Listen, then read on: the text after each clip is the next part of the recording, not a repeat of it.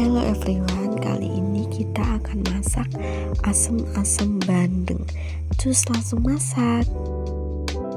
Oke, pertama kita tumis bawang putih sama bawang merah yang udah digeprek.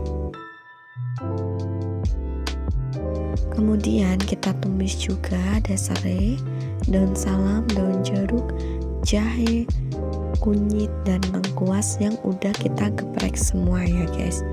Kita tumis sampai baunya tercium harum.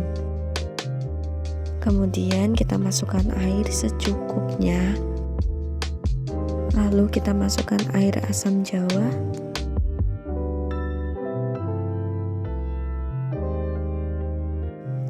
Lalu kita masukkan tomat. Kemudian kita masukkan cabai rawit dan cabai merah keriting yang udah dipotong serong.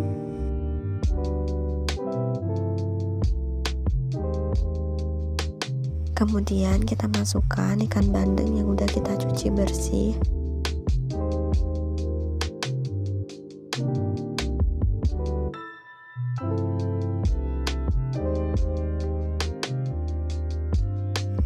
Lalu masukkan garam. Kemudian masukkan gula pasir dan penyedap. Kalau yang nggak mau pakai penyedap, kalian bisa pakai kaldu jamur ya guys.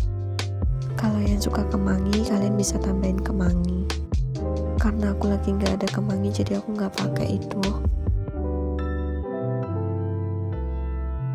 Jangan lupa kalian buat koreksi rasa ya. Jika sudah mendidih seperti ini, artinya sudah matang ya guys. Kita bisa langsung sajikan. Finally guys, akhirnya yang ditunggu-tunggu udah matang juga nih. Asam-asam bandeng. Rasanya tuh seger, asem, terus pedes, manis, gurih, pokoknya mantep banget deh. Aku yakin ini sekeluarga pasti bakal suka banget. Langsung recook bunda.